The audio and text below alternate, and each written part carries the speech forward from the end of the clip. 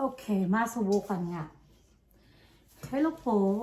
So, susubukan ko ngayon na mag-video ng aking lulutuin by myself. Wala akong videographer today. So, sa atin po sa Pilipinas, tuwing may mga okasyon, mahilig po tayo sa embotido. So, ngayon, dahil ako I'm trying to be healthy, food-wise. So, mag-iimbutido po tayo using ground chicken meat. At yun po gagawin natin bilang embutido. And then, nandito po ang ating mga ingredients. Okay po. So, this is usual na ginagamit natin. Ito yung bell pepper. Pero instead na red, instead na green, I'm going to use orange. Okay. And then, isang buo na large size of sweet onions. Kahit ano pong onion naman na pwede nyo gamitin. And then, dahil hindi ako nakakapamalengke because of my operahan po ako dahil sa aking breast cancer.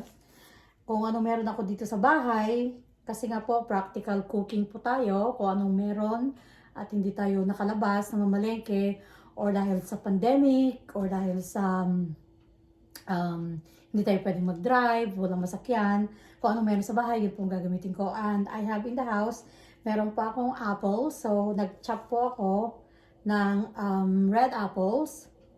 And then, sa Pilipinas, or nakaugalian na po ng mga Pilipinong gumamit ng raisins, hindi po raisins ang gagamitin ko today.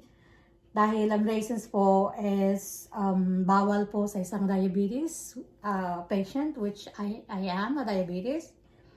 So, instead po na gagamitin ko ng what do you call this? Ng raisins, I'm gonna use instead, gagamit po ako ng dried cranberries. Yan. Okay, organic pa. And then, on top of that, gagamit din po ako ng mild cheddar cheese. Kung ano pong cheese ang gusto niyo ihalo, pwede rin po, hindi po siya napimili.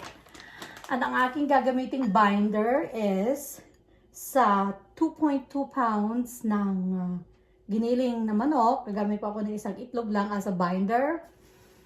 Pero po, dahil marami sa mga anak natin ang merong mga allergy sa eggs, skip nyo po yung egg instead na gamitin nyo na pang binder para magdikit siya yung inyong embutido. Gumamit na lang po kayo ng flour. So, yung 1 kilo ng chicken or 2.2 pounds of ground chicken, you can just use like a half cup of flour. Okay na po yun. And I'm also gonna use some breadcrumbs. Okay, this is just plain. And of course, ang ating sea salt at ang ating black pepper. Ganun lang po, it's simple. For my friends here in the US who cannot understand Tagalog, I will be writing under the description the ingredients. This is actually a very popular dish in the Philippines. It is called Embotido, or the Filipino version of Meatloaf. However, we don't bake this, we steam it. So, that's what we're going to do today. And so, those are the ingredients na, itong mga ingredients na kailangan natin. It's napakasimple, it's so simple. So, gagawin ko, ako'y magsusuot ang aking gloves. Wala naman pa akong kasama dito sa bahay, so hindi ako nagmamask. Alright. So, drainain ko po kasi ang aking ground, chicken. Okay. Marami na kayong mabibili ng mga ground chicken meat sa lahat ng supermarket. If not, ang ginagawa ko minsan is ginagamit ko ang aking food processor to make a ground chicken meat. So, that's it. Nandito, and I'm gonna mix my, you can mix everything together. I love to put a lot of onions. This is also one way, isa rin itong paraan para mapakain nyo ang inyong mga anak ng mga gulay. So, it's a win-win situation. And then, maganda rin po itong pambaon. It's like, you know, you can give it to your husband or kids, if they mga nagtatrabaho, you just have to chop it finely kung ayaw yung makita ng mga bata masyado na may mga gulay. But since mga mature naman itong mga kasama ko dito sa bahay, mga matatanda, our youngest is 18 years old. So, I don't need to hide the vegetable from them, right? So, ito, all I need to do is to make sure that they're all incorporated.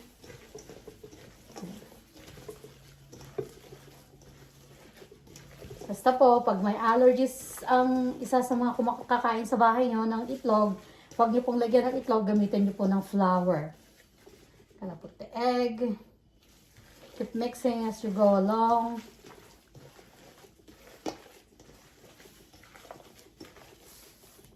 I always use sea salt. At saka yung pag salt naman po, it's up to you kung ilan yung ilalagay nyo.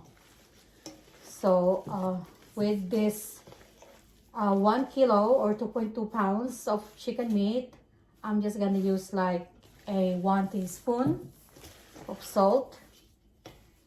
Kasi kahit naman hindi siya maalat, lalagyan nyo na lang ng ketchup pag siya'y luto na. Which is, maganda daw ang ketchup sa mga lalaki. Nakakaiwas daw yun ng prostate cancer, ang ketchup or tomato sauce. So again, it's up to you how much black pepper na ilalagay nyo. See? Okay? And then, I'm gonna put some cheese. Kaya, hindi ko na siya, okay lang ako sa isang itlog. And the cheese also, we're gonna make the taste creamier. So, I will just put like half cup. Ayoko naman pong ma-overwhelm ng lasa ng cheese. So, yung tamang-tama lang na magbibigay ng boost ng taste po ng inyong chicken embutido. And then, actually, see po yung consistency, this is good enough. However, dahil ang chicken is medyo softer yung meat niya. So, I'm gonna use a little bit of breadcrumbs. Hindi siya masyado. Probably gonna use like a half cup. Okay. Continue mixing. And by this time, naka-ready na dapat yung steamer nyo. Nag-i-steam na. Oh, why am I wearing this shirt? It's falling. Okay. Yan. Keep mixing, mixing. Yung salt po, yung asin, nasa inyo na yan kung ilan ang ilalagay ninyo. Okay. So this is how it's gonna look like. Look how beautiful it is. It's so colorful. Kasi gumamit ako ng orange na bell pepper. Tapos, yung red, yung parang yung cranberry. And then, of course, yung white is the onion, the sweet onions. Ayan. Oh, kaya maganda yung consistency niya. Okay. So, just keep mixing. At, pwede nyo na siyang, pag in-steam nyo na siya, and then, you can just going to put it in the freezer. Put it in a Ziploc first. I-freezer nyo. And then, pwedeng baon-baonin ng sino man, your husband, you to go to work. At least, alam mo na ikaw ang gumawa, homemade still the best. So, this is a 1 cup size. Okay. So, yeah, gonna use 1 cup para uniform. You don't have to be uniform. Nasa inyo yon kung gusto niyo ng uniform. And I'm using 1 cup. So, okay, I'm gonna like put down the camera so that it can be seen. So, 1 cup po ito, right? So, ipapa-elongate ko siya. Yan, elongated. Yan. And then, I'll bring it all the way to the edge. Para kasi pag ganito, mas mabilis maluto. Pag huwag nyo siya masyadong kapalan. Again, it's up to your own preference kung anong size ang gusto nyo. Kung gusto nyo ng makapal, manipis, mahaba. Okay. So, ngayon, after na ginawa natin po ito, right? And then, I'm gonna roll it. And then, as I'm rolling it along, kita nyo po yan, I'm pressing it to keep the shape. Laki-laki nitong ginawa ko na aluminum. Alright, and then, gaganunin ko po doon para yung size na gusto ko. There. Meron akong bases. Ayan na po siya. And then, I'm just gonna keep rolling it. Alright. Rolling it. There we go. This is too big. I'm gonna cut.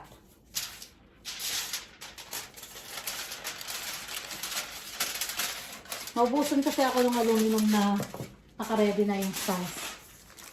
So, yan. So, gagawin ko siya na parang candy.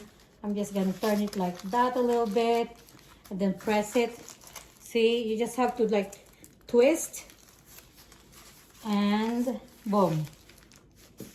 Yan. Okay. Malaki lang kasi yung aluminum ko.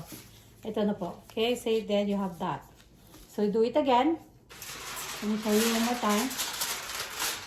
Okay, I'm always using this side of the aluminum. Okay, I'm gonna use like 1 cup. Para uniform. Para walang lugi yung iba. Isa-isa. Ang lugi. Okay. That's it. Again, you pahabain nyo, elongate it. Okay. And there you go. Ipapahulma ko siya into round. I'm gonna round it. Right? So, let's see if you want it uniform. There you go, parehas ang haba.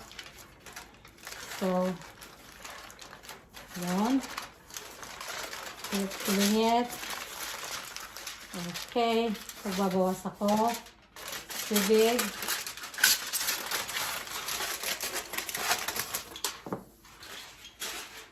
Okay. Then you go. Now you have rounded it.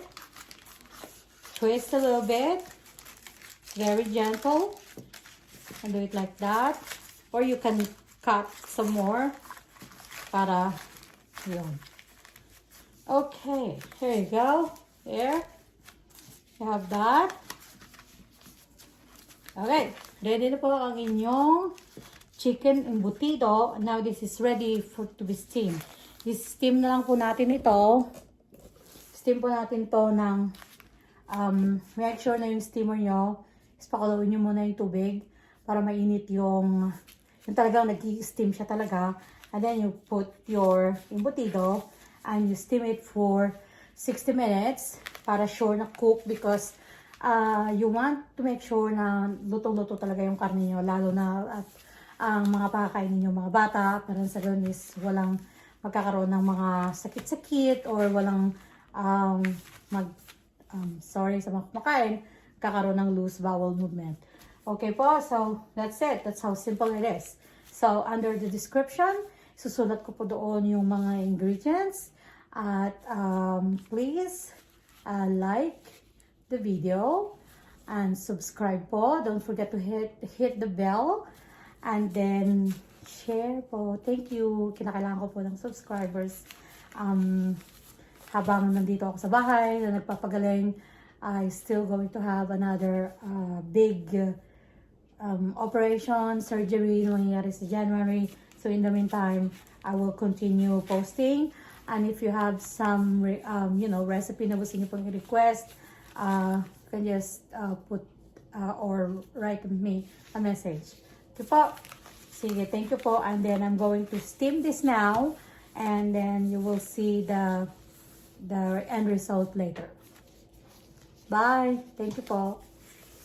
Please don't forget to hit like and subscribe po. Please subscribe. Thank you. Thank you. Thank you so much.